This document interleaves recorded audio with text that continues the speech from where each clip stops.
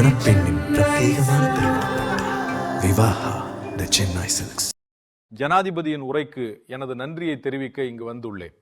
இந்த நன்றி தெரிவிக்கும் தீர்மானத்திற்கு ஆதரவளித்ததற்காக இந்த அவையில் எனது நன்றியை தெரிவிப்பதை ஒரு பாக்கியமாக கருதுகிறேன். கடந்த ஆண்டுகள் வளர்ந்த இந்தியாவை நோக்கிய பயணத்தில் விரைவான முன்னேற்றம் மற்றும் இந்தியாவின் வளர்ச்சிக்கான ஆண்டுகளாக இருந்தன. ஒவ்வொரு துறையிலும் சமூகத்தின் ஒவ்வொரு பிரிவிலும் மாற்றத்தை கொண்டு வந்தது. நாடு சரியான திசையில் வேகமாக முன்னேறி வருகிறது. ஜனாதிபதி இந்த தலைப்பு குறித்த உரையை மிக அழகாக இந்த அவையில் முன்வைத்தார். எனக்கு ஒரு வேண்டுகோள். கார்கே அவர்களின் வயதை கருத்தில் கொண்டு அவர் அமர்ந்திருக்கும் போது கோஷங்களை எழுப்ப முடிந்தால் நல்லது. அதனால் அவர் எந்த பிரச்சனையையும் சந்திக்க கூடாது. பின்னால் நிறைய இளைஞர்கள் உள்ளனர். எனவே தயவு செய்து கார்கே அவர்கள் அமர்ந்திருக்கும் போது அங்கிருந்து கோஷங்களை எழுப்ப அனுமதிக்கவும். இந்தியாவின் நடுத்தர வர்க்கம், கீழ் நடுத்தர வர்க்கம், ஏழைகள், கிராமங்கள், விவசாயிகள், பெண்கள், அறிவியல், தொழில்நுட்பம் மற்றும் விவசாயம் குறித்து குடியரசுத் தலைவர் விரிவாக உரையாற்றியுள்ளார். இது நாடாளுமன்றத்தில் இந்தியாவின் முன்னேற்றத்தின் குரல் எதிரொலிக்கிறது. நாட்டின் இளைஞர்கள் இந்தியாவின் திறனை எவ்வாறு முன்னேற்றுகிறார்கள் என்பதையும் அவர் விரிவாக விவாதித்துள்ளார். ஒவ்வொரு துறையின் திறனையும் அவர் எடுத்துரைத்துள்ளார். அது மட்டுமல்லாமல் இந்தியாவின் பிரகாசமான எதிர்காலத்தில் குடியரசுத் தலைவர் அவரின் நம்பிக்கையை வெளிப்படுத்தியுள்ளார். இது நம் அனைவருக்கும் ஊக்கமளிக்கிறது. 21ஆம் நூற்றாண்டின் முதல் காலாண்டு முடிந்துவிட்டது. இந்த இரண்டாவது காலாண்டு கடந்த நூற்றாண்டின் இரண்டாவது காலாண்டு இந்தியாவின் சுதந்திர போராட்டத்தில் மிக முக்கியமானதாக இருந்ததைப் போலவே இந்த இரண்டாவது காலாண்டும் அதே சக்தி வாய்ந்ததாகவும் வளர்ந்த இந்தியாவை கட்டியெழுப்புவதை நோக்கி வேகமாக முன்னேறும் என்பதையும் நான் தெளிவாக காண்கிறேன். நாட்டில் உள்ள ஒவ்வொரு நபரும் நாம் ஒரு முக்கியமான கட்டத்தை அடைந்து விட்டதாக உணர்கிறார்கள். நாம் இப்போது முன்னோக்கி பார்க்க வேண்டும், வேகமாக நகர வேண்டும். இலக்கை அடைந்த பின்னரே நாம் நிம்மதி கொள்ள வேண்டும். இன்று இந்தியாவை முன்னேற்றுவதற்கான பல நல்ல வாய்ப்புகள் அனைத்தும் ஒன்று கூடியுள்ளன. வளர்ந்த நாடுகளின் மக்கள் தொகையில் வயதானவர்களே அதிகம் உள்ளனர். நம் நாடு வளர்ச்சியை நோக்கி செல்லும் நேரத்தில் நாளுக்கு நாள் இளமையாகி வருகிறது. இளம் மக்கள் தொகை கொண்ட நாடாக மாறுகிறது. இது ஒரு நல்ல வாய்ப்பு. இந்தியா மீதான உலகத்தின் ஈர்ப்பு வளர்ந்து வருவதை நான் காண்கிறேன். இந்தியாவின் திறமையின் முக்கியத்துவத்தை உலகம் அங்கீகரித்து வருகிறது. உலகில் மிக முக்கியமான டாலன்ட் பூல் நம்மிடம் உள்ளது. அது இளைஞர்களின் டாலன்ட் பூல். அவர்களிடம் கனவுகள், உறுதிப்பாடு மற்றும் அதை நிறைவேற்றுவதற்கான திறமையும் உள்ளது. இது மற்றொரு நல்ல வாய்ப்பு. இந்தியா நம்பிக்கையின் கலங்கரை விளக்கமாக திகழ்கிறது. இன்று உலகம் எதிர்கொள்ளும் சவால்களுக்கு தீர்வுகளை வழங்குகிறது. இன்றைய பெரிய பொருளாதாரங்களில் இந்தியாவின் வளர்ச்சி மிக உயர்ந்ததாக இருக்கிறது. அதிக வளர்ச்சி மற்றும் குறைந்த பணவீக்கம் என்ற இந்த கலவையானது நமது பொருளாதாரத்தின் வலிமையை நிரூபிக்கிறது. நாட்டு மக்கள் எங்களுக்கு சேவை செய்ய வாய்ப்பு அளித்த போது இந்த நாடு ஃப்ரெஜைல் 5 என்று அழைக்கப்பட்டது. நாடு சுதந்திரம் அடைந்த போது நாம் உலகின் 6வது பொருளாதார நாடாக இருந்தோம். ஆனால் இந்த மக்கள் 11வது இடத்தை பிடிக்கும் அளவுக்கு ஒரு சூழ்நிலையை உருவாக்கினர். இன்று நாம் 3வது இடத்தை நோக்கி வேகமாக முன்னேறி வருகிறோம்.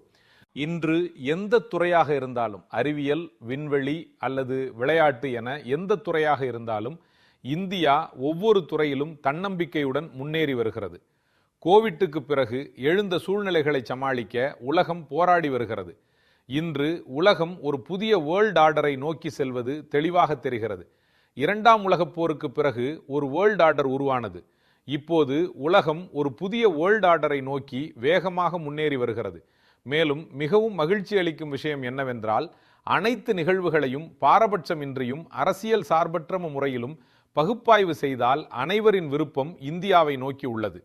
விஸ்வ நண்பனாக, விஸ்வ சகோதரனாக இந்தியா பல நாடுகளின் நம்பகமான தோழனாக உள்ளது. நாங்கள் தோளோடு தோள் சேர்ந்து உலகளாவிய நலனில் நம் பங்கை ஆற்றுவதோடு நம் திறனுக்கு ஏற்றவாறு உதவுகிறோம். இன்று முழு உலகமும் குளோபல் சவுத் பற்றி விவாதிக்கிறது. ஆனால் அந்த விவாதத்தின் ஒருங்கிணைப்பாளராக இந்தியா உலகளாவிய தளங்களில் குளோபல் சவுத்தின் வலுவான குரலாக மாறியுள்ளது. இந்தியா தற்போது பல நாடுகளுடன் ஃபியூச்சர் ரெடி ட்ரேட் டீல்ஸ் நடத்தி வருகிறது. சமீபத்தில் நடந்த மதர் ஆஃப் ஆல் டீல்ஸ் உட்பட 9 முக்கியமான நாடுகளுடன் வர்த்தக ஒப்பந்தம் ஏற்பட்டது. ஐரோப்பிய ஒன்றியம் வர்த்தக ஒப்பந்தத்தின் மூலம் ஒரே நேரத்தில் 27 நாடுகளுடன் வர்த்தக ஒப்பந்தங்களில் கையெழுத்திட்டுள்ளோம். எதிர்க்கட்சியினர் சோர்வடைந்து வெளியேறிவிட்டார்கள். ஆனால் உலகின் எந்த ஒரு நாடும் நம்மோடு ஒரு ஒப்பந்தம் செய்யக்கூட முன்வராத நிலையை ஏற்படுத்தியதற்கு அவர்கள் ஒரு நாள் பதிலளிக்க வேண்டும். அவர்கள் முயற்சித்திருக்கலாம், ஆனால் யாரும் அவர்களை திரும்பி கூட பார்க்கவில்லை. இந்த நிலைமைக்கு என்ன காரணம்? உலகெங்கிலும் உள்ள நாடுகள் இந்தியாவுடன் ஒரு டீல் கூட செய்ய முன்வரவில்லை.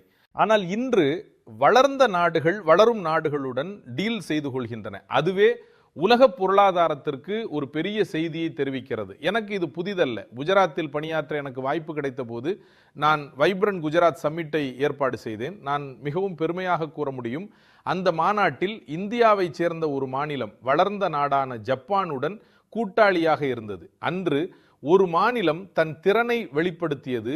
இன்று நம் நாடு அதன் திறனை நிரூபித்து வருகிறது. இது எப்பொழுது நடக்கும் என்றால், உங்களிடம் பொருளாதார வலிமை, குடிமக்களிடம் ஒரு உந்துதல், குறிப்பாக உற்பத்தி துறைக்கு ஒரு வலுவான சூழல், இவை அனைத்தும் இருக்கும் பொழுதுதான். அப்போதுதான் உலகம் உங்களிடம் ஒரு டீல் போடுவதற்கு முன்வரும். வாக்கு வங்கி அரசியலில் மூழ்கி இருப்பவர்கள் நாட்டின் பல அம்சங்களை வலுப்படுத்துவதற்கு ஒருபோதும் முன்னுரிமை அளித்ததில்லை. காங்கிரஸ் கட்சியை பொறுத்தவரை நான் தெளிவாக சொல்ல விரும்புகிறேன், நீங்கள் என் வார்த்தைகளை நம்ப வேண்டாம். நாட்டு மக்களுக்கு நான் கூறுவது என்னவென்றால், காங்கிரஸ் பிரதமர்கள் செங்கோட்டையிலிருந்து ஆற்றிய உரைகளை ஆராய்ந்தால் அவர்களிடம் எந்த சிந்தனையோ தொலைநோக்கோ மன உறுதியோ இல்லை என்பதை நீங்கள் தெளிவாக காண்பீர்கள். இதன் விளைவாக நாடு இவ்வளவு துன்பங்களை சந்திக்க வேண்டியிருந்தது. சேவை செய்ய எனக்கு வாய்ப்பளித்த லட்சக்கணக்கான நாட்டு மக்களுக்கு நான் நன்றி உள்ளவனாக இருக்கிறேன். எங்களது சக்தியின் ஒரு குறிப்பிடத்தக்க பகுதி அவர்களின் தவறுகளை சரி செய்வதற்கே சென்றுவிட்டது. அவர்கள் காலத்தில் உலகளவில் இந்தியாவை குறித்த பிம்பத்தை அழிக்கவே எங்களுக்கு நிறைய நேரம் போய்விட்டது. அது கரைபடிந்திருந்தது. அதற்காகவே ஃபியூச்சர் ரெடி பாலிசிஸை நாங்கள் வலியுறுத்தினோம். இன்று நாடு அந்த பாலிசிஸை மையமாக கொண்டு செயல்படுகிறது. இன்று உலகின் நம்பிக்கையை பெற்றுள்ளோம். நாங்கள் ரீஃபார்ம், பெர்ஃபார்ம், டிரான்ஸ்ஃபார்ம் என்ற மந்திரத்தை மனதில் வைத்து முன்னேற்றத்தை நோக்கி செல்கிறோம். இன்று நாடு ரீஃபார்ம் எக்ஸ்பிரஸ் என்ற வண்டியில் பயணிக்க தொடங்கிவிட்டது. ஸ்ட்ரக்சரல் ரிஃபார்ம்ஸ், ப்ராசஸ் ரிஃபார்ம்ஸ் மற்றும் பாலிசி ரிஃபார்ம்ஸை நாங்கள் செயல்படுத்தியுள்ளோம். இந்தியாவில் உள்ள எல்லாவற்றிற்கும் மதிப்பு சேர்க்க, நம் உற்பத்தி துறையையும் நம் தொழில் முனைவோரையும் மேம்படுத்த நாங்கள் முயற்சிகளையே மேற்கொண்டுள்ளோம். மேலும் உலகத்துடன் போட்டியிட இந்தியா முழுமையாக தயாராக உள்ளது என்று நான் நம்பிக்கையுடன் சொல்ல முடியும். வேர்ல்டு சிஇஓ ஃபோரம் சம்மிட்டை பார்க்கும்போது உலகம் நம் தொழில் முனைவோரை சமமாக பார்க்கிறது. சமீபத்தில் அனைத்து கட்சிகளின் பிரதிநிதிகளும் உலகம் முழுவதும் பயணம் செய்தபோது அவர்களும் அதே உணர்வை அனுபவித்தனர். அனைத்து கட்சிகளிலிருந்தும் எம்பிக்கள் தங்கள் அனுபவங்களை என்னுடன் பகிர்ந்து கொண்டனர். அப்போது அவர்கள் எங்கள் அனைவருக்கும் சம உரிமை வழங்கப்பட்டது என்று பெருமையுடன் கூறினர். ஒரு எம்எஸ்எம்இ நெட்வொர்க் எவ்வளவு சக்தி வாய்ந்ததாக இருக்கிறதோ அவ்வளவு காலம் அது பொருளாதாரத்திற்கு பலத்தை அளிக்கிறது. இதில் நாங்கள் கவனம் செலுத்தி பல சீர்திருத்தங்களை செயல்படுத்தியுள்ளோம். இன்று நம் எம்எஸ்எம்இ நெட்வொர்க்கின் மீதான நம்பிக்கை வளர்ந்து வருகிறது. நாம் பெரிய விமானங்களை உற்பத்தி செய்யாமல் இருக்கலாம், ஆனால் அந்த விமானங்களின் பல பாகங்கள் நம் நாட்டில் உள்ள மிகச்சிறிய எம்எஸ்எம்இகளால் தயாரிக்கப்படுகின்றன. முக்கிய நாடுகள் இந்தியாவுடன் வர்த்தக உறவுகளை ஏற்படுத்த ஆர்வமாக உள்ளன. ஐரோப்பிய ஒன்றியத்தின் வர்த்தக ஒப்பந்தமாக இருந்தாலும் சரி, சமீபத்தில் அமெரிக்காவுடன் கையெழுத்திடப்பட்ட ஒப்பந்தமாக இருந்தாலும் சரி, நேற்று நமது பியூஷ் ஜி அவையில் விரிவான தகவல்களை வழங்கினார். மேலும் முழு உலகமும் இந்த வர்த்தக ஒப்பந்தத்தை வெளிப்படையாக பாராட்டுகிறது. ஐரோப்பிய ஒன்றியத்துடனான வர்த்தக ஒப்பந்தம் கையெழுத்தான போது உலகளாவிய ஸ்திரத்தன்மைக்கான வாய்ப்பு அதிகரிக்கும் என்று உலகம் நம்பிக்கையுடன் உணர்ந்தது. அமெரிக்காவுடனான வர்த்தக ஒப்பந்தத்திற்கு பிறகும் அதே உணர்வு இன்னும் அதிகரித்து உள்ளது. இது ஒட்டுமொத்த உலகிற்கும் ஒரு நல்ல அறிகுறியாகும். இதன் மிகப்பெரிய நன்மை நமது நாட்டின் இளைஞர்களுக்குத்தான். நான் இளைஞர்கள் என்று சொல்லும்போது அதில் நடுத்தர வர்க்க இளைஞர்கள், நகர்ப்புற இளைஞர்கள் மற்றும் கிராமப்புற இளைஞர்கள் அடங்குவர். நமது நாட்டின் இளைஞர்களின் திறனை பற்றி நாம் பெருமைப்பட வேண்டும். மேலும் முழு உலக சந்தையும் இப்போது அவர்களுக்கு திறக்கப்பட்டுள்ளது. இப்போது வாய்ப்புகள் ஏராளமாக உள்ளன. நான் அவர்களிடம், வாருங்கள் நண்பர்களே, நான் உங்களுடன் தோளோடு தோள் நிற்கிறேன், தைரியமாக இருங்கள், முன்னேறுங்கள், நாடு உங்களுடன் நிற்கிறது, உலகம் உங்களை வரவேற்க காத்திருக்கிறது என்று கூற விரும்புகிறேன். நமது யங் ப்ரொஃபஷனல்ஸின் தேவை உலகளவில் அதிகரித்து வருகிறது. கேர்கிவர்ஸின் தேவையும் அதிகரித்து வருகிறது. சிலர் தகுதி வாய்ந்த திறமையாளர்களை கண்டறிய இங்கு அலுவலகங்களை கூட அமைத்து வருகின்றனர். இதன் பொருள் இந்திய நிபுணர்களுக்கு உலகளவில் மிகப்பெரிய வாய்ப்புகள் உருவாகி வருகின்றன என்பதுதான். இந்த நாடாளுமன்ற மேல் சபை ஒரு வகையில் மாநிலங்களை பிரதிநிதித்துவப்படுத்துகிறது. அவையில் நடந்த விவாதங்களை பார்க்கும்போது இத்தனை ஆண்டுகால அனுபவத்திற்கு பிறகும் அவர்கள் விவாதங்களை இப்படி வைக்கின்றார்களே என்று எனக்கு வருத்தமாக உள்ளது. விவாதத்திற்கு கொடுக்கப்படுகிற வாய்ப்பை அவர்கள் தவற விடுகின்றனர். நாடு அவர்களை எப்படி நம்பும்? டிஎம்சியை சேர்ந்த உறுப்பினர்கள் நிறைய சொல்லிவிட்டார்கள். உங்களை நீங்களே சோதித்து பாருங்கள். டிஎம்சி அரசாங்கம் வீழ்ச்சியின் ஒவ்வொரு பாராமீட்டரிலும் புதிய சாதனைகளை படைத்து வருகிறது. ஆனாலும் அவர்கள் இங்கே வந்து நமக்கு பாடம் எடுக்கிறார்கள். என்ன தீர்வு காணப்பட்டுள்ளது? அத்தகைய இரக்கமற்ற அரசாங்கத்தால் அங்குள்ள மக்களின் எதிர்காலம் இருளில் மூழ்கடிக்கப்படுகிறது. ஆனாலும் அவர்கள் கவலைப்படவில்லை. அவர்களுக்கு அதிகாரத்தை அனுபவிப்பது தவிர வேறு எந்த விருப்பமும் இல்லை. ஆனாலும் அவர்கள் இங்கே பாடம் எடுக்கிறார்கள். உலகின் மிகவும் வளமான நாடுகள் கூட சட்டவிரோத குடிமக்களை வெளியேற்றுகின்றன. நம் நாட்டில் நீதிமன்றங்களுக்கு கூட ஊடுருவல்காரர்களை பாதுகாக்க அழுத்தம் கொடுக்கப்படுகின்றன. ஊடுருவல்காரர்களுக்காக வாதிட தங்கள் அதிகாரத்தை பயன்படுத்துபவர்களை நம் நாட்டின் இளைஞர்கள் எப்படி மன்னிக்க முடியும்? இந்த ஊடுருவல்கள் நம் நாட்டின் இளைஞர்களின் உரிமைகள், அவர்களின் வாழ்வாதாரங்கள், பழங்குடி மக்களின் நிலம் ஆகியவற்றை பறித்து அவர்களின் மகன்கள் மற்றும் மகள்களின் உயிருக்கு ஆபத்தை விளைவிக்கின்றன. பெண்களுக்கு எதிரான அட்டூழியங்கள் தொடர்கின்றன. அரசியல் இலக்குகளை தவிர அவர்களுக்கு வேறு எதுவும் தெரியாது. ஆனாலும் அவர்கள் இங்கு வந்து நமக்கு பாடம் எடுக்கிறார்கள். இந்த பிரச்சனைகள் அனைத்தையும் கண்டுகொள்ளாமல் இருக்கிறார்கள். எங்கள் உறுப்பினர்களில் ஒருவர், அவர்களின் முழு அரசாங்கமும் மதுவில் மூழ்கி ஒவ்வொரு வீட்டிலும் அதன் பாதிப்பு தெரிகிறது. நீங்கள் உலகை எவ்வளவு ஏமாற்றுவீர்கள்? கண்ணாடியை பார்த்த பிறகு உங்கள் உண்மையை எங்கே மறைப்பீர்கள்? காங்கிரஸ், திரிணாமுல் காங்கிரஸ், திமுக அல்லது இடதுசாரிகளாக இருந்தாலும் அவர்கள் பல வருடங்களாக மத்தியில் ஆட்சியில் இருந்தனர். அதிகாரத்தில் பங்காளிகளாக இருந்தனர். மாநிலங்களிலும் அரசாங்கங்களை நடத்த அவர்களுக்கு வாய்ப்பு கிடைத்துள்ளது. ஆனால் அவர்களின் அடையாளமாக மாறியுள்ளது என்ன? இன்று ஒப்பந்தங்கள் பற்றிய விவாதம் இருக்கும்போது நாங்கள் அதை பெருமையுடன் கூறுகிறோம். அவர்கள் காலத்தில் ஒப்பந்தங்கள் பற்றிய விவாதம் நடந்தபோது போஃபர்ஸ் ஒப்பந்தம் தான் பேசப்பட்டது. அவர்கள் தங்கள் பைகளை நிரப்ப மட்டுமே உழைத்தனர். குடிமக்களின் வாழ்க்கையில் மாற்றத்தை கொண்டு வருவது அவர்களின் முன்னுரிமையாக இருக்கவில்லை. இந்த விஷயத்தை சில உதாரணங்களுடன் விளக்க விரும்புகிறேன். ஏனெனில் இந்த தலைப்புகள் இங்கே விவாதத்திற்கு வந்துள்ளன. எனவே இதை பகிர்ந்து கொள்வது மிகவும் முக்கியம் என்று நான் உணர்கிறேன்.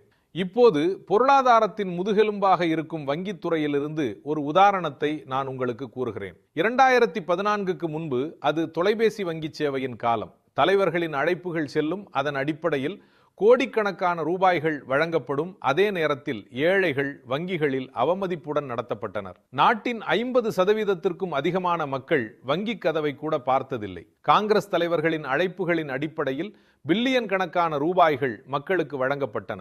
மேலும் அவற்றை பெற்றவர்கள் அந்த பணத்தை தங்கள் தனிப்பட்ட சொத்தாக கருதி அதை மோசடி செய்வார்கள். இது தொடர்ந்தது. காங்கிரஸ் மற்றும் ஐக்கிய முற்போக்கு கூட்டணி ஆட்சியின் போதும் தற்போது ஆட்சியில் உள்ள இந்தி கூட்டணியின் மாநிலங்களிலும் வங்கி அமைப்பு சரிவின் விளிம்பில் இருந்தது. வேறு வார்த்தைகளில் கூறுவதானால் அவர்கள் வங்கி அமைப்பை வடிவமைத்த விதம் என்பிஏக்களின் எண்ணிக்கை மலை போல் அதிகரித்தது. எங்கு பார்த்தாலும் என்பிஏக்களுக்கு என்ன நடக்கும், என்பிஏக்களுக்கு என்ன நடக்கும், நாம் எப்படி வாழ்வோம் என்ற விவாதம் தான் நடந்தது. எங்களுக்கு மிகப்பெரிய சவாலாக இருந்தது. ஆனால் நாங்கள் புத்திசாலித்தனமாக செயல்பட்டோம். வங்கி அமைப்பில் உள்ள அனைத்து பங்குதாரர்களையும் நாங்கள் நம்பிக்கையுடன் எடுத்துக்கொண்டோம். சீர்திருத்தங்கள் தேவைப்பட்டன. அவற்றை நாங்கள் தைரியமாக நிறைவேற்றினோம். நாங்கள் ஒரு வெளிப்படையான அமைப்பை உருவாக்கினோம். ஏராளமான வங்கி சீர்திருத்தங்களை செயல்படுத்தினோம். பலவீனமாகி சரியாக செயல்படாத ஒரு அரசு வங்கியை ஒரு பெரிய வங்கியுடன் இணைத்தோம். மோடி அரசாங்கம் வங்கிகளுக்கு இதை செய்தால் அது இந்தியாவில் ஒரு பெரிய சீர்திருத்தமாக இருக்கும் என்று ஒரு சுய அறிஞர் எழுதியது எனக்கு நினைவிருக்கிறது. இவை அனைத்தின் விளைவாக வங்கிகள் சீராக மேம்பட துவங்கின. இன்னும் வேகமாக முன்னேறி வருகின்றன. வங்கித்துறை மேம்பட்டவுடன் அவற்றின் பரிவர்த்தனைகளும் அதிகரித்தன. மக்கள் பணத்தை பெற தொடங்கினர். சாதாரண மக்களும் பணத்தை பெற்றனர். ஒரு காலத்தில் வங்கிகளின் கதவுகள் மூடப்பட்டிருந்த ஏழை மக்களுக்கு கடன்கள் வழங்கப்பட்டன. அவர்கள் தூரத்தில் இருந்தே வங்கிகளை அணுக வேண்டியிருந்தது. இன்று முத்ரா யோஜனா நாட்டின் இளைஞர்கள் தங்கள் சொந்த காலில் நிற்க அதிகாரம் அளிக்கிறது. முத்ரா யோஜனா சுய தொழிலை ஊக்குவிக்கிறது. ஆனால் சுய தொழில் பற்றிய பேச்சுக்கள் போதுமானதாக இல்லை. அவர்களுக்கு ஆதரவளித்து உதவ வேண்டும். முத்ரா யோஜனா மூலம் நாட்டின் இளைஞர்களுக்கு உத்தரவாதம் இல்லாமல் 30 லட்சம் கோடி ரூபாய்க்கு மேல் கடன்களை வழங்கியுள்ளோம். அவர்கள் தங்கள் தொழில்களை மேம்படுத்தி உள்ளனர். ஏராளமான தாய்மார்கள் மற்றும் சகோதரிகளும் இந்த திட்டத்தின் பயனாளிகளாக மாறியிருப்பது பெருமைக்குரிய விஷயம். சுய உதவி குழுக்கள் மூலம் இப்பொழுது கிராமப்புற பெண்கள் பெரிய கனவுகளை காண்கிறார்கள். அவர்கள் தங்கள் சொந்த காலில் நிற்க விரும்பினர். நாங்கள் மகளிர் சுய உதவி குழுக்களை விரிவுபடுத்தியது மட்டுமல்லாமல் 10 கோடி பெண்களுக்கு நேரடி நிதி உதவியையும் வழங்கினோம். MSME துறைக்கு தாராளமாக கடன்களை வழங்கினோம். இன்று மிகுந்த திருப்தியுடனும் பொறுப்புடனும் இந்த புனிதமான சபையில் நான் இதை சொல்ல விரும்புகிறேன். 2014க்கு முன்பு அதிகமாக இருந்த NPAக்களை மிக குறைந்த அளவிற்கு குறைத்துள்ளோம். இன்று NPAக்கள் 1% குறைவாகவே உள்ளன. இது மட்டுமல்லாமல் நமது வங்கிகளின் லாபம் இன்று சாதனை அளவில் உள்ளது. இதுவே நாட்டின் பொருளாதாரத்தை வலுப்படுத்துகிறது. வங்கி அமைப்பு வலுவாக இருக்கும்போது மீதமுள்ள பொருளாதாரமும் வளப்படுத்தப்படுகிறது. நாங்கள் அந்த வேலையை செய்துள்ளோம். இன்னொரு உதாரணம் சொல்ல விரும்புகிறேன்.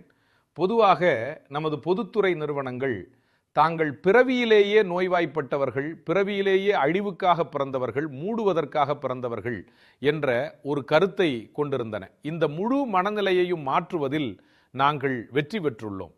இந்த மக்கள் பொதுத்துறை நிறுவனங்களை பற்றி பல தவறான கதைகளை பரப்பினர். நகர்ப்புற நக்சல்களைப் போலவே அவர்கள் பொதுத்துறை நிறுவனங்களுக்கு வெளியே கூட்டங்களை நடத்தி தொழிலாளர்களை தூண்டி தவறாக வழிநடத்தும் பாவத்தை செய்தார்கள். அவர்கள் LIC, State Bank, Bank of India மற்றும் HAL ஆகியவற்றை மிகவும் வெளிப்படையாகவும் அசிங்கமாகவும் துஷ்பிரயோகம் செய்தனர். அவர்கள் ஆட்சியில் இருந்தபோது இந்த விஷயங்களை அவர்களால் கையாள முடியவில்லை. அவர்களால் இதை பற்றி எதுவும் செய்ய முடியவில்லை.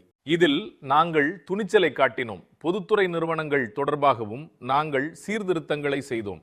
இன்று LIC அது தொடங்கப்பட்ட காலத்தில் இருந்து இல்லாத அளவிற்கு மிகச் சிறப்பாக செயல்படுகிறது. காங்கிரஸ் ஆட்சியில் மூடப்படும் விளிம்பில் இருந்த பொதுத்துறை நிறுவனங்கள் இன்று அதிக லாபம் ஈட்டுகின்றன. இது மட்டுமல்லாமல் அவைகளின் செயல்திறன் மூலம் மேக் இன் இந்தியாவிற்கும் உத்வேகம் அளிக்கின்றது. மேக் இன் இந்தியா என்ற கனவை நிறைவேற்றுவதில் அவை முக்கிய பங்கு வகிக்கின்றன. சாதனை எண்ணிக்கையிலான வேலை வாய்ப்புகளை உருவாக்குகின்றன. இது மட்டுமல்லாமல் இன்று நமது சில பொதுத்துறை நிறுவனங்கள் உலகளவில் செல்கின்றன. அவை உலகளவில் தங்கள் பலத்தை காட்டுகின்றன. உலகின் பல நாடுகளின் வளர்ச்சி பயணத்தில் பங்களிக்கின்றன. இன்று நமது பொதுத்துறை நிறுவனங்கள் நாட்டிற்குள்ளும் நாட்டிற்கு வெளியேயும் இருந்து பெரிய ஆர்டர்களை பெறத் தொடங்கியுள்ளன. காங்கிரஸ் நமது நாட்டின் விவசாயிகளுக்கு துரோகம் இழைத்தது. இந்த நாட்டில் 100 மில்லியன் சிறு விவசாயிகள் உள்ளனர். 2 ஹெக்டேருக்கும் குறைவான நிலத்தை வைத்திருக்கிறார்கள். அவர்கள் ஒருபோதும் கவனிக்கப்படவில்லை, ஒருபோதும் பார்க்கப்படவில்லை. ஒரு சில பெரியவர்களை நிர்வகித்தால் எல்லாம் சரியாகிவிடும் என்று அவர்கள் நம்புகிறார்கள். இதுதான் அவர்கள் கடைபிடித்து வரும் அரசியல். சிறு விவசாயிகள் மீது எங்களுக்கு ஆழ்ந்த இரக்கம் ஏற்பட்டது. கள யதார்த்தங்களை நாங்கள் அறிந்திருந்தோம். அதனால்தான் நாங்கள் பிரதம மந்திரி கிசான் சம்மான் நிதி யோஜனாவை அறிமுகப்படுத்தினோம். மிக குறுகிய காலத்தில் நம் சிறு விவசாயிகளின் கணக்குகளில் 4 லட்சம் கோடியை டெபாசிட் செய்துள்ளோம். மதிப்பிற்குரிய தலைவரே, 4 லட்சம் கோடி என்பது சிறிய தொகை அல்ல. இது நம் சிறு விவசாயிகளுக்கு புதிய பலத்தை அளித்துள்ளது. இந்தியாவின் நம்பிக்கைகள் மற்றும் எதிர்பார்ப்புகளுக்கு ஏற்ப நம் விவசாயிகள் அந்த திசையில் பயணிப்பார்கள் என்று நான் உறுதியாக நம்புகிறேன். செயல்படுத்தல் பற்றி அவர்கள் இவ்வளவு பெரிய அளவில் பேசும்போது நான் உங்களுக்கு ஒரு கதையை சொல்கிறேன். யாரையும் விமர்சிப்பதற்காக நான் எதுவும் சொல்லவில்லை, நான் உண்மைகளை கூறுகிறேன். நம் நாட்டைச் சேர்ந்த ஒரு தலைவர் இமாச்சல பிரதேசத்திற்கு சென்றார். அங்கிருந்து திரும்பிய பிறகு இந்த சம்பவத்தை அவர் நினைவு கூர்ந்தார். இது பதிவுகளில் இருக்கிறது. நான் அவரது சொந்த வார்த்தைகளை படித்து வருகிறேன். மலைப்பகுதிகளுக்கு தனித்திட்டங்களை உருவாக்க அவர்கள் தயாராக இல்லாததால் திட்ட கமிஷனுடன் நான் நீண்ட காலமாக போராட வேண்டியிருந்தது. நான் இமாச்சல பிரதேசத்திற்கு சென்றேன். நான் திரும்பி வந்தபோது எங்கள் தொழிலாளர்களுக்கு ஜீப்புகள் தேவையில்லை, கோவேறு கழுதைகள் தேவை. அதன் மூலம் குறைந்தபட்சம் தங்கள் பொருட்களை எடுத்துச் செல்ல முடியும் என்று திட்ட கமிஷனிடம் சொன்னேன். ஆனால் ஜீப்புகளுக்கு மட்டுமே நாங்கள் பணம் செலுத்துவோம் என்று என்னிடம் கூறப்பட்டது. ஏனெனில் கோவேறு கழுதைகளுக்கு பணம் செலுத்த எந்த கொள்கையும் இல்லை என்றும் ஹிமாச்சலில் எங்கு சென்றாலும் சாலைகள் இல்லை, சாலைகள் இல்லாத இடத்தில் ஜீப் என்ன பயன் தரும் என்று கூறப்பட்டது. இந்த பேச்சு வேறு யாருடையதும் அல்ல, காங்கிரஸ் மூத்த தலைவரும் அப்போதைய பிரதமருமான இந்திரா காந்தியின் உரை. காங்கிரஸ் கட்சியின் நீண்ட ஆட்சி காலத்தில் நிலவிய பணிபாணி இதுதான். இந்த பாவம் நடந்து கொண்டிருப்பதை இந்திரா காந்தியே அறிந்திருந்தார். ஆனால் இந்த பணி கலாச்சாரத்தை சீர்திருத்த அவர் எந்த நடவடிக்கையும் எடுக்கவில்லை. இந்திரா காந்தி விமர்சித்த திட்டக்குழு அவரது சொந்த தந்தையால் நிறுவப்பட்டது. திட்டக்குழு உருவாக்கப்பட்டதற்கும் இந்திரா காந்தி அதை பற்றி பேசியதற்கும் இடையே 2 தசாப்தங்கள் கடந்துவிட்டன. ஆனால் நிலைமை அப்படியே இருந்தது. 2014 வரை இதுதான் நாட்டில் நிலைமை. அனைவரும் மகிழ்ச்சியற்றவர்களாகவும் கவலைப்பட்டவர்களாகவும் இருந்தனர். ஆனால் எந்த முன்னேற்றங்களையும் செய்ய விரும்பவில்லை. 2014ஆம் ஆண்டுக்கு பிறகு எங்களுக்கு வாய்ப்பு கிடைத்த போது நாங்கள் செயல்பட்டோம். திட்டக்குழுவை ஒழித்துவிட்டு நிதி ஆயோக்கை உருவாக்கினோம். இன்று நிதி ஆயோக் மிக வேகமாக செயல்படுகிறது. ஆஸ்பிரேஷன் டிஸ்ட்ரிக்ட்ஸ் மிகவும் ஊக்கமளிக்கும் ஒரு எடுத்துக்காட்டு. உலகளாவிய நிறுவனங்கள் வளரும் நாடுகளின் வளர்ச்சிக்கான ஒரு முன்மாதிரியாக இதை அங்கீகரிப்பதை நான் காண்கிறேன். இதுதான் இந்த ஆஸ்பிரேஷன் டிஸ்ட்ரிக்ட்ஸின் வெற்றி. நாட்டில் பல மாவட்டங்கள் பின்தங்கியவை என்று கைவிடப்பட்டன. அங்குள்ள லட்சக்கணக்கான மக்களின் அடிப்படை தேவைகள் கூட மறுக்கப்பட்டன. பின்தங்கிய பகுதிகள் இன்னும் பின்தங்கியதாகி பேரழிவு ஏற்பட்டது. அரசாங்கத்திற்குள் இருந்த சூழ்நிலை என்னவென்றால், ஒருவரை தண்டனையாக மாற்ற வேண்டியிருந்தாலோ அல்லது தண்டனை பணி வழங்கப்பட வேண்டியிருந்தாலோ நிலைமையை மேலும் மோசமாக்க அவர்கள் அத்தகைய மாவட்டங்களுக்கு அனுப்பப்பட்டனர். இதுதான் நிலைமை, இதுதான் வேலை கலாச்சாரம். இந்த சூழ்நிலையை நாங்கள் மாற்றினோம். முதலில் இளம் நம்பிக்கைக்குரிய அதிகாரிகள் நியமிக்கப்படுவார்கள். அவர்களுக்கு 3 ஆண்டுகள் முழு வேலை வாய்ப்பு வழங்கப்படும். நாங்கள் ஒன்றன் பின் ஒன்றாக முடிவை எடுத்தோம். இன்று சத்தீஸ்கரில் உள்ள பஸ்தார் ஆஸ்பிரேஷன் டிஸ்ட்ரிக்ட்ஸ்ல சேர்க்கப்படுவதை பார்க்கிறோம். இன்று பஸ்தார் ஒலிம்பிக்கின் தாயகமாக நாடு தழுவிய அளவில் விவாதிக்கப்படுகிறது. பஸ்தார் முழுவதும் வளர்ச்சி அடைந்திருக்கிறது. சில கிராமங்கள் முதல் முறையாக பேருந்துகளை பார்த்துள்ளன. அதை மக்கள் கொண்டாடினார்கள். இது ஆஸ்பிரேஷன் டிஸ்ட்ரிக்ட்ஸ் செயல்படுத்தல் என்றால் என்ன என்பதற்கு ஒரு சிறந்த எடுத்துக்காட்டு. இது போன்ற நூற்றுக்கணக்கான உதாரணங்கள் உள்ளன. நமது காங்கிரஸ் தோழர்கள் நடந்து வரும் மாற்றங்களில் செயல்படுத்தலை பார்ப்பதில்லை. அவர்களின் ஒரே கவனம் திட்ட கமிஷன் மாதிரி, ஜீப் மற்றும் கழுதை மாதிரி. அவரவர்களுக்கு தெரிந்தது அவ்வளவுதான். அதை தாண்டி அவர்களுக்கு எதுவும் தெரியாது. இதை எப்படி செயல்படுத்துகிறார்கள்? நான் பிறப்பதற்கு முன்பே சர்தார் வல்லபாய் படேல் நர்மதா நதியில் அணை கட்டும் யோசனையை உருவாக்கினார். அந்த யோசனை இறுதி செய்யப்பட்டது. ஆனால் சர்தார் காலமானார். பிறகு நேரு அடிக்கல் நாட்டினார். அவர்களின் செயல்படுத்தலை பாருங்கள். அந்த திட்டம் கருத்தரிக்கப்படும் போது நான் பிறக்கவே இல்லை. பிரதமரான பிறகு நான் அதை திறந்து வைத்தேன். இதுதான் நிலைமை. அவர்களின் செயல்படுத்தலை பாருங்கள். நான் முதலமைச்சராக இருந்தபோது 3 நாள் உண்ணாவிரத போராட்டம் நடத்த வேண்டியிருந்தது. நர்மதா சர்தார் சரோவர் அணைக்காக, என் நாட்டிற்காகவும் என் மாநில விவசாயிகளுக்காகவும் என் உயிரை பணயம் வைத்தேன். அதன் பிறகுதான் சர்தார் சரோவர் அணையின் கட்டுமான பணிகள் வேகம் பெற்றன. நான் இங்கு வந்தேன். அதை தொடங்கி வைக்கும் பாக்கியம் எனக்கு கிடைத்தது. இன்று தூய நர்மதா நீர் கச்சை அடைகிறது. அங்கு காவ்டா பிஎஸ்எஃப் வீரர்கள் நிறுத்தப்பட்டுள்ளனர். காங்கிரஸ் கட்சியின் பணிபாணியை மாற்ற முயற்சித்த போது இது போன்ற பல திட்டங்கள் தேக்கமடைந்திருந்தன. அவற்றை பார்க்க யாரும் இல்லாமல் கோப்புகளில் சிக்கிக் கொண்டன. அரசியல் ஆதாயத்திற்காக அவர்கள் அறிவிப்புகளை செய்தனர், விளக்குகளை ஏற்றினர், கற்களை நட்டனர். எதுவும் செய்யப்படவில்லை. இறுதியாக இங்கு வந்த பிறகு பிரகதி என்ற தொழில்நுட்ப தளத்தை உருவாக்கினேன். இந்த பிரகதி தளத்தின் உதாரணத்தை நான் உங்களுக்கு கூறுகிறேன். நீங்கள் ஆச்சரியப்படுவீர்கள். எனக்கு சரியான விவரங்கள் நினைவில் இல்லை. இமாச்சல பிரதேசத்திற்கு ஒரு ரயிலை நாடாளுமன்றத்தில் அறிவித்திருந்தார்கள். நாங்கள் வரும் வரை அதற்கான செயல் திட்டம் காகிதத்தில் கூட இல்லை. தேர்தலில் வெற்றி பெறுவதற்காக அவர்கள் அந்த அறிவிப்பை செய்தனர். இது குறித்து பிரகதியில் வந்தது. இது போன்ற பல தலைப்புகள் வந்தன. அந்த பிரகதிக்குள் ஒவ்வொரு திட்டமும் ஏன் தேக்கமடைந்தது, எந்த துறை என்னென்ன பிரச்சனைகளை எதிர்கொண்டது, யார் அதை தவறான வழியில் முன்னெடுத்தார்கள், பட்ஜெட் அதிகரிப்பு போன்ற பல விஷயங்களை பற்றி விவாதித்தோம். 900 கோடி செலவாகும் என்று கூறப்பட்ட ஒரு திட்டம் 90,000 கோடியை எட்டியது. அவர்கள் ஒரு குழப்பமான நிலையை உருவாக்கினார்கள். நாங்கள் ஒரு தொழில்நுட்ப தளத்தை உருவாக்கினோம். ஒவ்வொரு மாதமும் சந்தித்தோம். அந்த கூட்டத்தின் 50வது எபிசோடை நான் இப்போதுதான் முடித்தேன். நாங்கள் அயராது உழைத்தோம். சம்பந்தப்பட்ட மாநிலங்களை ஒன்றிணைத்து அவற்றின் சிரமங்களை புரிந்து கொண்டோம்.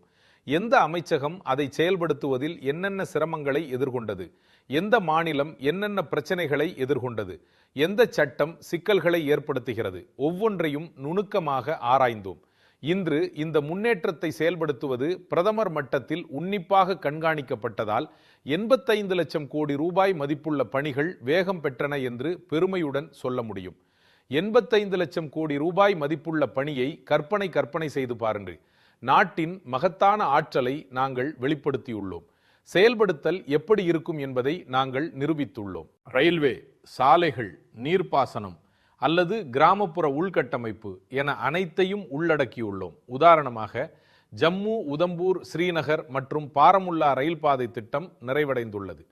பனிப்பொழிவின் போது இந்த இரண்டின் வீடியோவை நீங்கள் பார்த்தீர்கள். அது மிகவும் பிரபலமடைந்தது. அந்த பகுதி முழுவதும் பனிப்போர்வையால் மூடப்பட்டிருந்தது. வந்தே பாரத் ரயில் பனியின் வழியாக சென்று கொண்டிருந்தது. மக்கள் தவறாக நினைக்காதீர்கள், இது ஒரு வெளிநாடு அல்ல, இது இந்தியா என்று கூறிக்கொண்டிருந்தனர். இந்த ரீல்கள் இப்பொழுதும் உள்ளன. இந்த திட்டம் பல வருடங்களாக நிலுவையில் இருந்தது. 30 ஆண்டுகள், 2 தலைமுறைகள் கடந்து நிலுவையிலேயே இருந்தது. எங்கள் அரசாங்கம் அதை முடித்தது. நான் அசாம் பற்றி பேசுகிறேன், தேர்தல்கள் இருப்பதால் நான் பேசுகிறேன் என்று யாரும் நினைக்கக்கூடாது. காங்கிரஸ் கற்பனை மட்டுமே செய்கிறது, செயல்படுத்துவதில் எந்த ஈடுபாடும் இல்லை.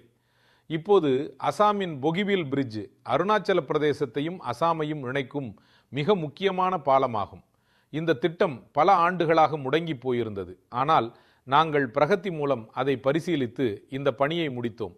இது அசாம் உட்பட முழு வடகிழக்குக்கும் பெரும் நன்மையை அளிக்கிறது. செயல்படுத்தல் பற்றி பேசும்போது இந்த திட்டங்களை சரியான நேரத்தில் முடித்தோம் என்பதற்கான உண்மைகளும் ஆதாரங்களும் எங்களிடம் உள்ளன. நாம் தற்போது செய்து வரும் பணிகள் திட்டமிட்டதை விட முன்னதாகவே நடைபெற்று வருகின்றன. சோலாரில் 2030ஆம் ஆண்டுக்குள் இந்த மைல்கல்லை எட்டுவோம் என்று நாங்கள் கூறினோம். ஆனால் அந்த வேலையை 2025ஆம் ஆண்டு முடித்தோம். எத்தனாலுக்கு ஒரு காலக்கெடுவை நிர்ணயித்திருந்தோம். அந்த வேலையை 2 முதல் 3 ஆண்டுகளுக்கு முன்பே முடித்தோம். எனவே முன்கூட்டியே வேலையை முடிக்கும் திறன் எங்களிடம் உள்ளது. பாஜகவாக இருந்தாலும் சரி, தேசிய ஜனநாயக கூட்டணியாக இருந்தாலும் சரி, நமது அணுகுமுறைக்கும் பிரச்சனைகளை தீர்ப்பது குறித்த நமது சிந்தனைக்கும் காங்கிரஸ் கட்சிக்கும் இடையே மிகப்பெரிய வித்தியாசம் உள்ளது. ஒரு உதாரணம் தருகிறேன். 1.4 பில்லியன் குடிமக்கள் அனைத்து விதமான சவால்களுக்கும் தீர்வுகளை வழங்க போதுமான திறன் கொண்டவர்கள் என்பது எங்கள் நம்பிக்கை. எங்கள் குடிமக்கள் மீது எங்களுக்கு நம்பிக்கை உள்ளது. அவர்களின் திறன்களில் எங்களுக்கு நம்பிக்கை உள்ளது. இதுவே ஜனநாயகத்தின் உண்மையான பலம். ஆனால் காங்கிரஸ் கட்சி தனது குடிமக்களை பிரச்சனையாக கருதுகிறது. ஒரு உதாரணத்துடன் நான் விளக்க விரும்புகிறேன். இந்த மக்கள் தங்கள் நாட்டு மக்களை பற்றி எப்படி நினைத்தார்கள்? நேரு மற்றும் இந்திரா காந்தியின் நாட்டு மக்களை பற்றிய எண்ணங்கள் என்ன? அதை பற்றி நான் பேச விரும்புகிறேன். இந்திரா காந்தி ஒரு முறை ஈரானுக்கு சென்று அங்கு உரை நிகழ்த்தி கொண்டிருந்தார். அந்த உரையில் நேருவுடன் தான் நடத்திய உரையாடலை பற்றி அவர் குறிப்பிட்டார். அவரே அதை சொன்னார். இந்திரா காந்தி சொன்னதை நான் மேற்கோள் காட்டுகிறேன். ஒருவர் என் தந்தை நேருஜியிடம் நீங்கள் எத்தனை பிரச்சனைகளை எதிர்கொண்டீர்கள் என்று கேட்டபோது அவர் 350 மில்லியன் என்று பதிலளித்தார். அந்த நேரத்தில் நம் நாட்டின் மக்கள் தொகை 350 மில்லியனாக இருந்தது. நேருஜி 350 மில்லியன் நாட்டு மக்களை ஒரு பிரச்சனையாக கருதினார். அப்படி ஒரு தலைவர் இருக்க முடியுமா? இந்த உதாரணத்தை மேற்கோள் காட்டி இந்திராஜி கூறினார், இன்று நாட்டின் மக்கள் தொகை 570 மில்லியன். எனவே எனது பிரச்சனைகளும் பெரியவை. அதாவது என் தந்தை 350 மில்லியன் நாட்டு மக்களை பிரச்சனைக்குரியவர்களாக கருதினார். இப்போது 570 மில்லியன் அவருக்கு ஒரு பிரச்சனை. யாராவது தங்கள் சொந்த நாட்டு மக்களை ஒரு பிரச்சனையாக கருத முடியுமா? இதுதான் அவர்களின் சிந்தனைக்கும் எங்களுடைய சிந்தனைக்கும் உள்ள வித்தியாசம். இதுதான் அவர்களின் அணுகுமுறைக்கும் எங்களுடைய அணுகுமுறைக்கும் உள்ள வித்தியாசம். நேருஜி, இந்திராஜி, ஒட்டுமொத்த காங்கிரஸ் என யாராக இருந்தாலும் அவர்கள் இந்திய மக்களை ஒரு பிரச்சனையாக கருதுகிறார்கள். என்னுடைய பல மேற்கோள்களை நீங்கள் காணலாம். நான் அதை உலகிற்கும் தேசத்திற்கும் பல முறை கூறியிருக்கிறேன். அது எனது நம்பிக்கை. எத்தனை சவால்கள் இருந்தாலும் நம்மிடம் 140 கோடி தீர்வுகள் உள்ளன. நமது சக குடிமக்கள் ஒரு சொத்து. நமது ஒவ்வொரு குடிமகனும் இந்தியாவின் பிரகாசமான எதிர்காலத்தின் சிற்பி, படைப்பாளி. அதை எப்படி ஒரு பிரச்சனை என்று சொல்ல முடியும்? நாட்டு மக்களை தொடர்ந்து அவமதிப்பது காங்கிரஸ் கட்சியில் இயல்பாகவே உள்ளது. அது அவர்களின் கலாச்சாரத்தில் வேரூண்டி உள்ளது. சமீபத்தில் காங்கிரஸ் கட்சி ஜனாதிபதியை அவமதித்தது. தேர்தலுக்கு பிறகு நமது ஜனாதிபதிக்கு எதிராக வார்த்தைகள் பயன்படுத்தப்பட்ட விதம், அவர்கள் எப்படிப்பட்டவர்கள் என்பதை பார்க்க வெட்கமாக இருக்கிறது. இந்திய ஜனாதிபதியை பற்றி அவர்கள் என்ன சொன்னார்கள்? நேற்று கூட ஜனாதிபதியின் உரையை மக்களவையில் விவாதிக்க முடியவில்லை. ஜனாதிபதியின் பதவி மிகவும் அவமதிக்கப்பட்டுள்ளது. வறுமையிலிருந்து உயர்ந்து பழங்குடி குடும்பத்திலிருந்து வந்த ஒரு பெண்ணை மக்களவையில் நீங்கள் நடத்திய விதம், பழங்குடி சமூகத்தை அவமதித்தீர்கள், பெண்களை அவமதித்தீர்கள், இந்தியாவில் மிக உயர்ந்த பதவியில் இருந்தவர்களை அவமதித்தீர்கள், அரசியல் அமைப்பால் மிக உயர்ந்த பதவி வழங்கப்பட்டவர்களை அவமதித்தீர்கள், அரசியல் அமைப்பையே அவமதித்தீர்கள். அவர்கள் என்ன நினைத்தாலும் இது காங்கிரஸ் செய்த ஒரு குற்றம். மக்களவை சம்பவம் மிகவும் வேதனையானது.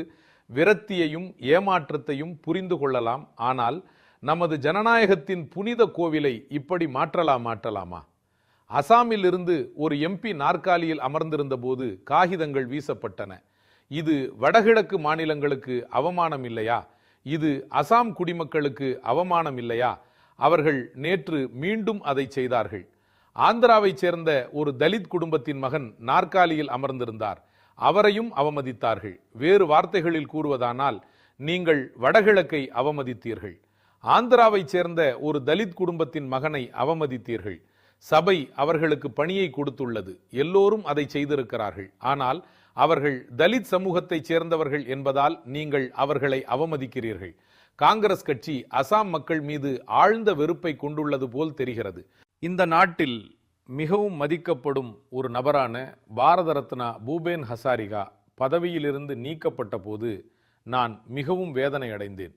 இன்றும் கூட மக்கள் அவரை ஒவ்வொரு வீட்டிலும் நினைவில் வைத்திருக்கிறார்கள். அவர் மீது அவர்கள் வைத்திருக்கும் பக்தி கற்பனை செய்ய முடியாதது. ஆனால் அதை பற்றியும் அவர்கள் கவலைப்படுவதில்லை.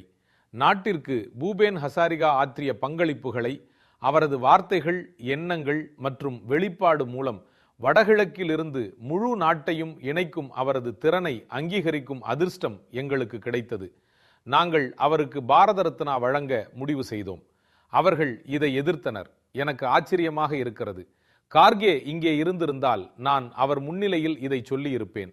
பாரத ரத்னா பற்றி அவர் பேசிய விதம் வீடியோவில் அவரது முகத்தை பார்த்திருப்பீர்கள். அவர் ஒரு பாடகர் மட்டுமே என்று கூறினார். அவர்கள் யாரையும் அவமதிக்க தயங்க மாட்டார்கள் என்று நான் நம்புகிறேன். இது அனைத்து அசாம் மக்களின் போராட்டம், நாடு முழுவதும் உள்ள கலை ஆர்வலர்களின் போராட்டம். இந்த அவமானத்தை அசாம் ஒருபோதும் மறக்காது என்று நான் நம்புகிறேன். நேற்று நடந்த சம்பவத்தில் இந்த சபையின் மரியாதைக்குரிய எம்பி ரவ்னீத் சிங் பிட்டு சீக்கியர் என்பதால் அவரை துரோகி என்று ராகுல் காந்தி அழைத்தார். பலர் காங்கிரஸை விட்டு வெளியேறிவிட்டனர். காங்கிரஸ் பல முறை துண்டாடப்பட்டுள்ளது. பலர் மற்ற கட்சிகளில் சேர்ந்துள்ளனர். ஆனால் அவர் வேறு யாரையும் துரோகி என்று அழைக்கவில்லை. நேற்று அவர் அந்த எம்பி சீக்கியர் என்பதால் துரோகி என்று அழைத்தார். இது சீக்கியர்களுக்கு அவமானம். இது குருக்களுக்கு அவமானம். இது காங்கிரஸ் கட்சிக்குள் சீக்கியர்கள் மீது ஆழமாக பதிந்துள்ள வெறுப்பின் வெளிப்பாடாகும். இந்த சபையின் மரியாதைக்குரிய எம்பி அவருக்கு எந்த வழியும் இல்லை. இல்லையெனில் அவர் எழுந்து நின்று நேற்று நடந்தது இந்த பாராளுமன்றத்தின் கண்ணியத்திற்கு ஏற்றதல்ல என்று கூறியிருக்கலாம். அதற்காக நாங்கள் வருந்துகிறோம். அவர் ஒரு வார்த்தை சொல்லி இருக்கலாம். ஆனால் சீக்கியர்கள் மீது அவர் வைத்திருக்கும் வெறுப்பை நேற்று அவர் தனது அரசியல் கருத்துக்களை மாற்றினார். நாட்டிற்காக தனது உயிரை தியாகம் செய்த ஒரு மனிதனின் குடும்பத்தை சேர்ந்தவர் துரோகியானார். துரோகி என்ற வார்த்தை சிறியதல்ல. என் நாட்டுக்காரனை துரோகி என்று ஒருவர் சொல்வதை இந்த நாடு எப்படி பொறுத்து கொள்ளும்? நம் சதானந்த்ஜி மாஸ்டர் அரசியல் போட்டி காரணமாக அவரது 2 கால்களும் இளமையில் துண்டிக்கப்பட்டன. அவர் தனது வாழ்க்கையை துண்டிக்கப்பட்ட கால்களுடன் வாழ்கிறார். ஆனால் அவரது மதிப்புகள் மிக உயர்ந்தவை. அவர் ஒரு கெட்ட வார்த்தையையும் பேசுவதில்லை. அவரது நடத்தையில் எந்த கசப்பும் இல்லை. இது பெருமைக்குரிய விஷயம். நேற்று அவர் சபையில் தனது முதல் உரையை நிகழ்த்திய போது உங்கள் அனுமதியை பெற்ற பிறகு அவர் தனது துண்டிக்கப்பட்ட காலுக்கு பயன்படுத்தும் ஒரு செயற்கை உறுப்பை தனது பெஞ்சில் வைத்தார். அது நாட்டிற்கு வேதனையாக இருந்தது. சித்தாந்த கருத்து வேறுபாடு காரணமாக ஒரு இளைஞனின் கால்கள் பெரும்பாலும் பெருமையுடனும் மரியாதையுடனும் பார்க்கப்படும். ஒரு ஆசிரியரின் கால்கள் துண்டிக்கப்படுகின்றன. ஆனால் அவருக்கு எந்த வருத்தமும் இல்லை. அவருக்கு எந்த வலியும் இல்லை. ஆனால் இவ்வளவு கொடூரமான தாக்குதலுக்கு பிறகும் தேசத்திற்கு சேவை செய்வதாக தனது சபதத்தை தொடர்ந்ததற்காகவும் இப்போது நேஷனல் பாலிசி மேக்கிங்களை பங்களிப்பதற்காகவும் மாஸ்டர் சதானந்த்ஜியை நான் மனதார பாராட்டுகிறேன். இது பெருமைக்குரிய விஷயம். அத்தகைய மக்களின் ஆதரவோடுதான் நாம் அரசியலில் வாழ்கிறோம், வேலை செய்கிறோம். நாட்டிற்காக வாழவும் இறக்கவும் நமக்கு உத்வேகம் கிடைக்கிறது. வளர்ந்த இந்தியாவிற்கான அடித்தளத்தை நாங்கள் வலுப்படுத்துகிறோம், அதற்கு நாங்கள் பலமளித்து வருகிறோம். நாட்டின் இளைஞர்களுக்கு நான் ஒரு வலுவான அடித்தளத்தை தயார் செய்து கொண்டிருக்கும் வேளையில் மோடியின் கல்லறையை தோண்ட காங்கிரஸ் திட்டங்களை ஏற்பாடு செய்து வருகிறது. அன்பின் கடையை திறந்தவர்கள் மோடி உங்கள் கல்லறை தோண்டப்படும் என்ற கோஷங்களை எழுப்பினர். இந்த நாட்டின் குடிமகனின் கல்லறையை தோண்ட கனவு காணும் இந்த செயல் என்ன வகையான அன்பின் கடை? இந்த நாட்டின் குடிமகனின் கல்லறையை தோண்டுவது பற்றி பேச எந்த அரசியல் அமைப்பிலிருந்து அவர்கள் கற்றுக்கொண்டார்கள்? இது அரசியல் அமைப்பிற்கு அவமானம் இல்லையா? இது மனித குலத்திற்கு அவமானம் இல்லையா? இது பொது வாழ்க்கையின் அலங்காரத்திற்கு அவமானம் இல்லையா? அவர்களுக்கு இது குறித்து எந்த வருத்தமும் இல்லை. இதற்கு பிறகு அவர்கள் என்ன அறிக்கை வெளியிடுவார்கள் தெரியுமா? பிரதமர் ராஜ்யசபாவில் கூட அழுது கொண்டிருந்தார். எனக்கு இந்த அனுபவம் மிகவும் பழமையானது.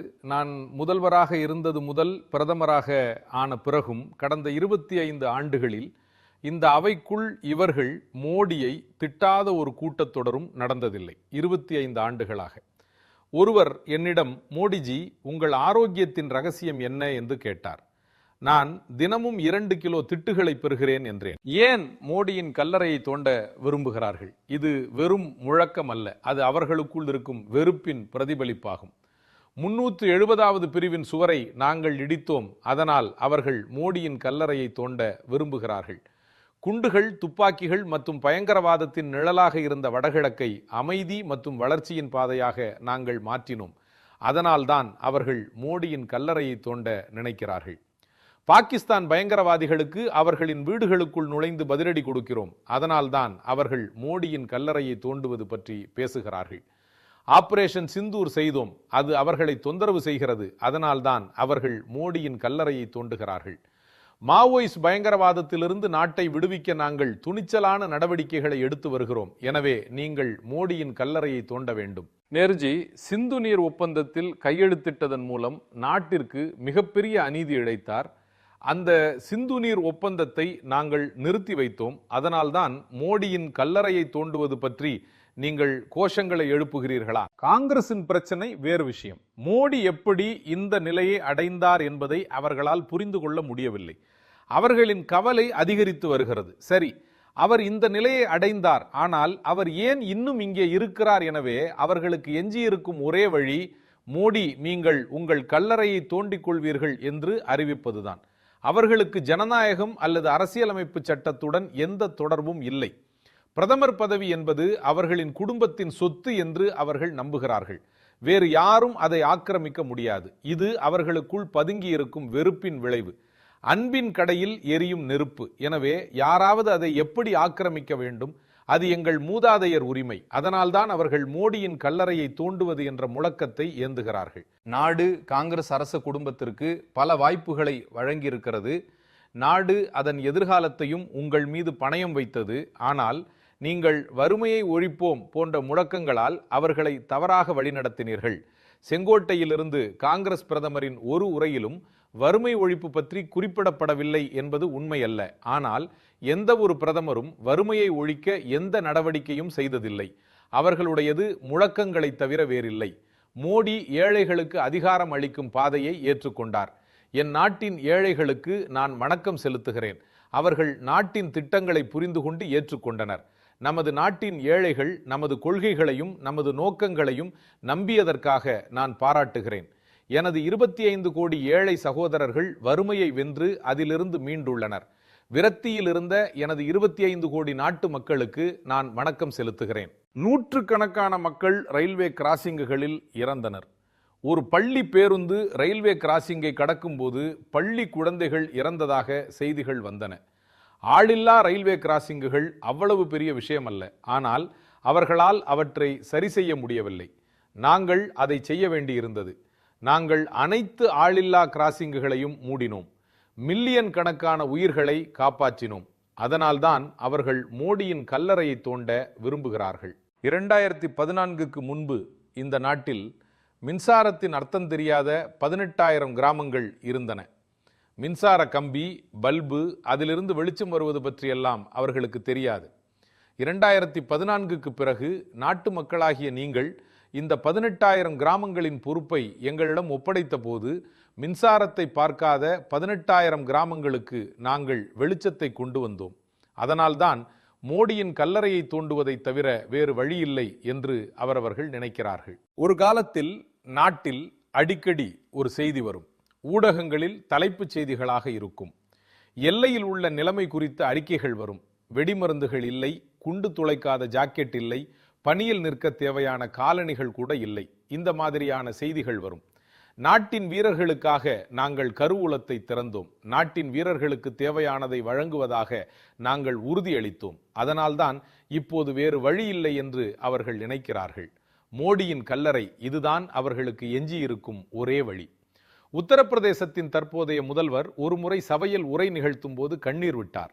எண்ணற்ற குழந்தைகள் மூளைக்காய்ச்சலால் இறந்து கொண்டிருந்தனர். இந்த மூளைக்காய்ச்சலை குணப்படுத்த முடியும் என்று அவர்களுக்கு ஒருபோதும் தோன்றியதில்லை. கண்ணோய் டிராக்கோமாவால் மக்கள் சிரமப்பட்டனர். அவர்கள் பார்வையை இழந்து கொண்டிருந்தனர். அறிவியல் முன்னேறிய போதும் அவர்களால் அதை செய்ய முடியவில்லை. மூளைக்காய்ச்சலிலிருந்து மக்களை விடுவித்தோம். நாட்டு மக்களின் கண்களையும் டிராக்கோமாவிலிருந்து காப்பாற்றினோம். இவைதான் வெற்றிகள், இதுதான் உணர்திறன், இதுதான் சமூகத்திற்காக வாழ்ந்து இறக்கும் உறுதி. ஒவ்வொரு கணத்தையும் ஒவ்வொரு துளியையும் சமூகத்திற்காக செலவிடுவது, உழைப்பது, துன்பப்படுவது, இதுதான் அவர்களை தொந்தரவு செய்கிறது. அப்போதுதான் அவர்கள் மோடிக்கு கல்லறை தோண்டுவது என்ற மந்திரத்துடன் நகர்கிறார்கள். அவர்களின் அரசாங்கம் ரிமோட் கண்ட்ரோலில் இருந்தது. எங்களது அரசாங்கமும் ரிமோட் கண்ட்ரோலில் உள்ளது. 140 கோடி குடிமக்கள் எனது ரிமோட் கண்ட்ரோல். 140 கோடி குடிமக்களின் கனவுகள், 140 கோடி குடிமக்களின் ஆசைகள், நாட்டின் இளைஞர்களின் உறுதிப்பாடு. நாம் அவர்களுக்காக வாழ்கிறோம், அவர்களுக்காக எங்கள் அரசாங்கத்தை நடத்துகிறோம். அதிகாரம் நமக்கு மகிழ்ச்சிக்கான பாதை அல்ல, அது நமக்கு சேவை செய்வதற்கான ஒரு வழியாகும். முத்ரா திட்டம் லட்சக்கணக்கானவர்களுக்கு உதவியது, சுய வேலை வாய்ப்பை வலுப்படுத்தியது. காங்கிரஸ் ஒருபோதும் ஸ்டார்ட் அப் கலாச்சாரத்தை ஊக்குவித்ததில்லை. நூற்றுக்கணக்கான ஸ்டார்ட் அப்கள் இருப்பதை அவர்கள் அறிந்திருக்கவில்லை. அவைகளின் நிலை மிகவும் மோசமாக இருந்தது. அவர்களால் அவர்கள் வீட்டில் இருந்த ஸ்டார்ட் அப்பை கூட முன்னேற்ற முடியவில்லை. இன்று எங்கள் அரசாங்கத்தில் 2 லட்சத்திற்கும் மேற்பட்ட ஸ்டார்ட் அப்கள் உள்ளன. அந்த நாட்களில் BSNL பற்றி நகைச்சுவைகள் மற்றும் கார்ட்டூன்கள் செய்யப்பட்டன. இன்று நாங்கள் ஒரு உள்நாட்டு 4Gயை நிறுவியுள்ளோம். உலகின் மிக அதிகமான வேகத்தில் 5Gயை நாங்கள் அறிமுகப்படுத்தியுள்ளோம். புதிய தலைமுறை தகவல் தொடர்பு, புதிய தொழில்நுட்பம் மற்றும் புதிய சிந்தனைக்கு நாங்கள் முன்னோடியாக இருந்துள்ளோம். அதனால்தான் மோடி உங்கள் கல்லறை தோண்டப்பட்டுள்ளது என்ற வார்த்தைகளில் அவர்களின் வலி தெளிவாக தெரிகிறது.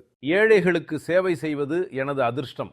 4 கோடி ஏழை மக்களுக்கு நிரந்தர வீடுகளை வழங்குவதே எனக்கு வாழ்க்கையில் மிகப்பெரிய ஆறுதலை தருகிறது. மின்சாரம், தண்ணீர், எரிவாயு சிலிண்டர்கள் மற்றும் கழிப்பறை வசதிகள் கடவுள் என்னை சரியான திசையில் பணியாற்ற தூண்டியதாக உணர்கிறேன். முதல் முறையாக ஒரு கிராமத்து பெண் பெருமையுடன் அறிவிக்கிறார், ஆம், நான் ஒரு கோடீஸ்வர சகோதரியாகிவிட்டேன். மற்றொருவர், இந்த ஆண்டுக்குள் நான் ஒரு கோடீஸ்வர சகோதரியாகி விடுவேன் என்று கூறுகிறார். இந்த மனநிலையில் ஏற்பட்ட மாற்றம், இது அதிகரித்த தன்னம்பிக்கை, இந்த நாட்டின் கோடிக்கணக்கான குடிமக்களின் ஆசிகளை பெற்ற கோடிக்கணக்கான தாய்மார்கள் மற்றும் சகோதரிகளின் பாதுகாப்பு கவசத்தை கொண்ட இந்த நபர், நீங்கள் எத்தனை கோஷங்களை உச்சரித்தாலும் உங்களால் அவரின் கல்லறையை தோண்ட முடியாது. நாட்டின் இந்த வலிமை, இந்த ஆசீர்வாதங்களின் கேடயம் தாய்மார்கள் மற்றும் சகோதரிகள் எனக்காக வைத்திருக்கும் உணர்வுகள். நான் தாய்மார்கள் மற்றும் சகோதரிகளுக்கு சேவை செய்த பக்தி, யாரும் அக்கறை காட்டாதவர்கள் மோடியால் வணங்கப்படுகிறார்கள். அதனால்தான் அவர்கள் சவக்குழியை தோண்ட விரும்புகிறார்கள். திருட்டு என்பது அவர்களின் பரம்பரை தொழில். அவர்கள் குஜராத்தியின் ஒரு குடும்ப பெயரை கூட திருடிவிட்டார்கள். மகாத்மா காந்தியின் குடும்ப பெயரை திருடிவிட்டார்கள். இந்த நாட்டு மக்கள் மிகவும் புத்திசாலிகள். அவர்களால் உங்களுக்கு தக்க பாடம் புகட்ட முடியும். வளர்ந்த இந்தியா என்ற கனவுடன் நாங்கள் புறப்பட்டோம். இன்று இந்த நாட்டு மக்களின் ஆற்றலால் அந்த கனவு ஒரு உறுதியாக மாறியுள்ளது. இன்று எங்கு சென்றாலும் 2047க்குள் வளர்ந்த இந்தியாவை அடைய விரும்புகிறோம் என்று எல்லோரும் கூறுகிறார்கள். இந்த அவையில் உள்ள எங்கள் சகோதரர்கள் சிலர் மிகவும் அவநம்பிக்கையுடன் மாறிவரும் உலகத்தை பற்றி அறியாமல் அவர்கள் என்ன சொல்கிறார்கள் என்று வியப்படைகிறார்கள். அவர்கள் மோடி 2047 பற்றி என்ன பேசுகிறார் என்று கேட்கிறார்கள். 2047 யார் பார்த்தார்கள்? நம் நாட்டின் சுதந்திரத்திற்காக போராடியவர்கள், தூக்கு மேடைக்கு சென்றவர்கள், தடியடி மற்றும் தோட்டாக்களை எதிர்கொண்டவர்கள், கலாபாணி தண்டனையாக அந்தமான் மற்றும் நிக்கோபார் தீவுகளில் உள்ள சிறையில் தங்கள் வாழ்க்கையை கழித்தவர்கள், தங்கள் எதிர்காலத்தை பற்றி சிந்திக்காமல், படிப்பை பற்றி கவலைப்படாமல், வேறு எதையும் பற்றி கவலைப்படாமல் நாட்டிற்காக மட்டுமே போராடினார்கள். நம் காலத்தில் நாம் சுதந்திரம் அடைய முடியாது என்று அவர்கள் எப்போதாவது நினைத்திருப்பார்களா? அப்படி அவர்கள் நினைத்திருந்தால் நாடு சுதந்திரம் அடைந்திருக்குமா? இந்த மக்கள் மிகவும் அவநம்பிக்கை கொண்டவர்கள். நான் டிஜிட்டல் இந்தியா, ஃபின்டெக் மற்றும் யூபிஐ பற்றி பேசும்போது இந்த நாட்டில் ஒரு ஏழை எப்படி மொபைல் போனில் பணம் பரிவர்த்தனை செய்வார் என்று கேட்பார்கள். 3 ஆண்டுகளுக்குள் இது சாத்தியம் என்பதை நாடு நிரூபித்துள்ளது.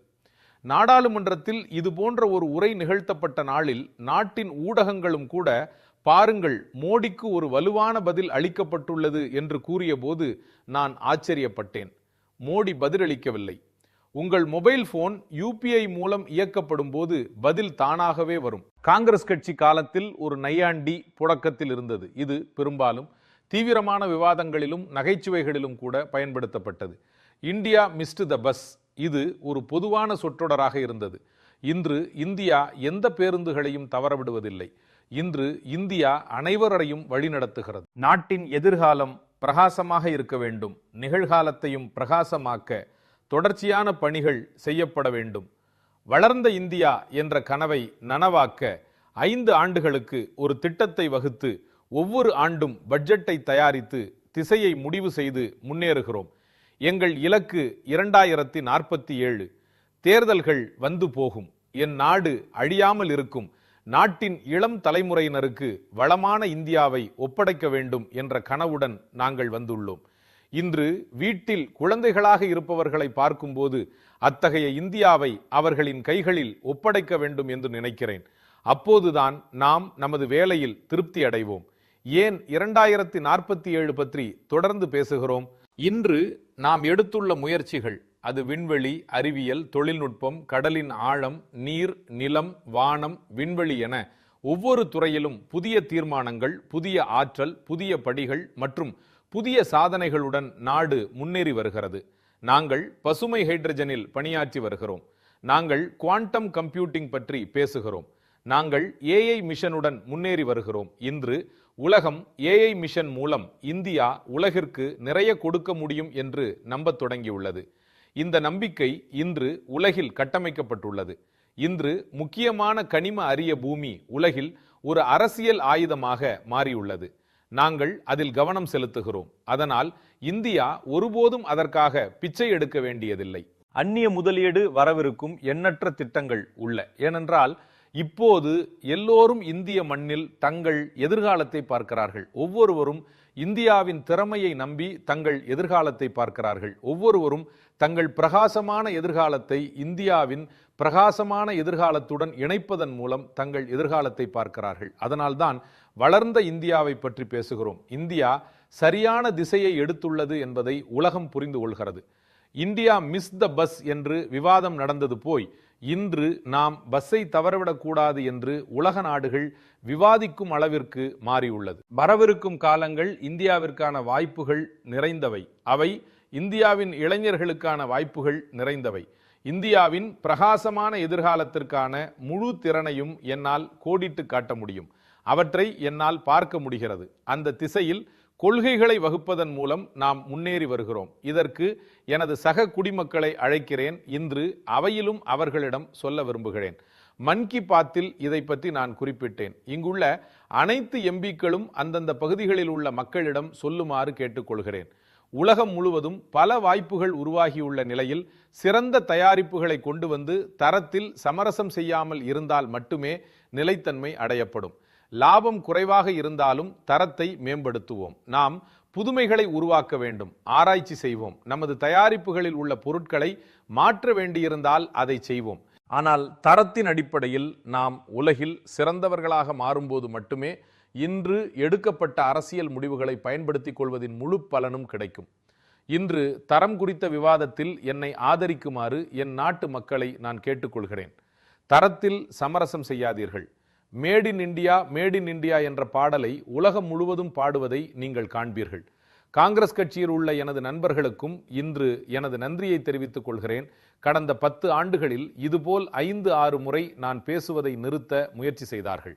அவர்களுக்கு தெரிந்துவிட்டது, என் உரையை ஆரம்பித்தால் என்னை நிறுத்துவது அவ்வளவு எளிதல்ல என்று அனுபவத்திலிருந்து கற்றுக்கொண்டார்கள். அவர்கள் புத்திசாலித்தனமாக நடந்து கொண்டுள்ளனர். அவர்கள் தொடர்ந்து அத்தகைய புரிதலை பெற வேண்டும் என்று நான் தொடர்ந்து பிரார்த்தனை செய்வேன். குடியரசுத் தலைவரின் உரைக்கு பங்களித்த அனைத்து நாடாளுமன்ற உறுப்பினர்களுக்கும் எனது நன்றியை தெரிவித்துக் கொள்கிறேன். இங்கு பெறப்பட்ட சிறந்த யோசனைகள் நிச்சயமாக நாட்டின் முன்னேற்றத்திற்கு பங்களிக்கும் என்று நான் உங்களுக்கு உறுதியளிக்கிறேன். இந்த உரைக்காக குடியரசுத் தலைவருக்கு எனது மனமார்ந்த நன்றியை தெரிவித்துக் கொண்டு எனது உரையை முடிக்கிறேன். நன்றி.